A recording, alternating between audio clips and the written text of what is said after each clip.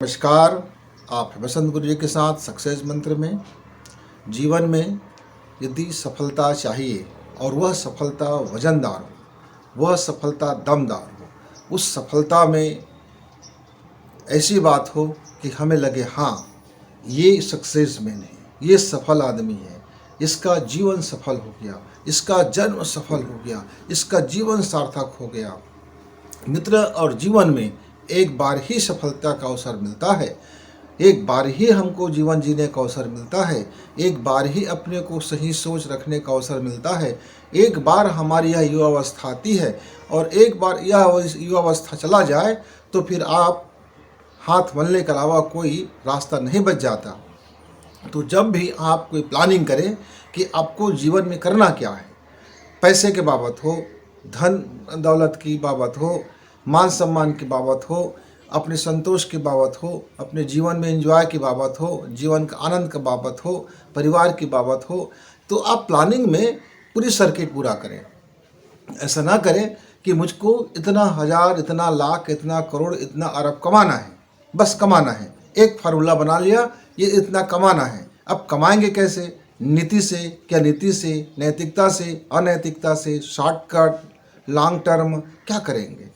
तो उस उद्देश्य में एक सर्किट पूरा होनी चाहिए। ईश्वर या प्रकृति या नेचर तभी हमारी मदद करता है जब हमारा सर्किट पूरा होता है।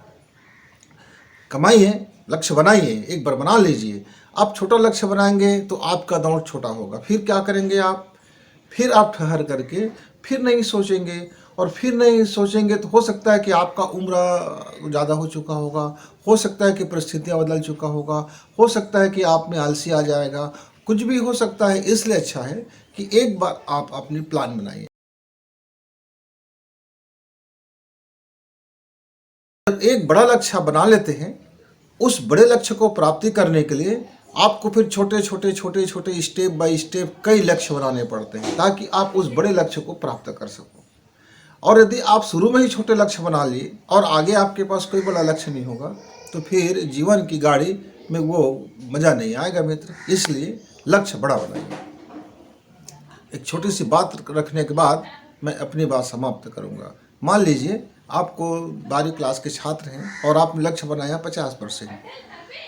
आप 50% का लक्ष्य तो बना लिए, अब आप तैयारी शुरू करेंगे। हो सकता है वो तैयारी आपका 40% में उतर जाए और परीक्षा के दिन आते आते तक आप 30% में आ जाओ।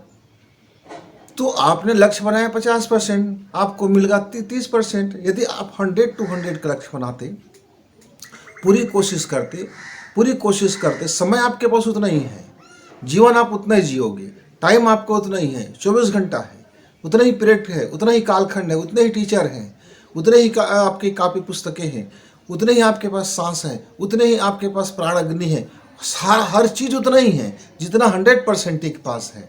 तो आपको छोटा लक्ष्य बनाने का औचित्य नहीं मित्र। तो जितना आप छोटे सोचोगे, आपका प्रगति भी छोटा होगा, आपका काम भी छोटा होगा और आपका आनंद भी छोटा होगा, आपकी जो सफलताएं भी छोटे होंगे। तो छोटे सोचने के बजाय आप कुछ बड़ा सोचो। बड़ा सोच करके, बड़ा लक्ष्य लेकर के आप अपने उस समय का, अपने उस एनर्जी का, अपने उस अवस्था का पूरा उपयोग करें। मित्र, हम किसी अनमोल बात को लेकर के फिर आपसे रूबरू होंगे। तब तक के लिए नमस्कार।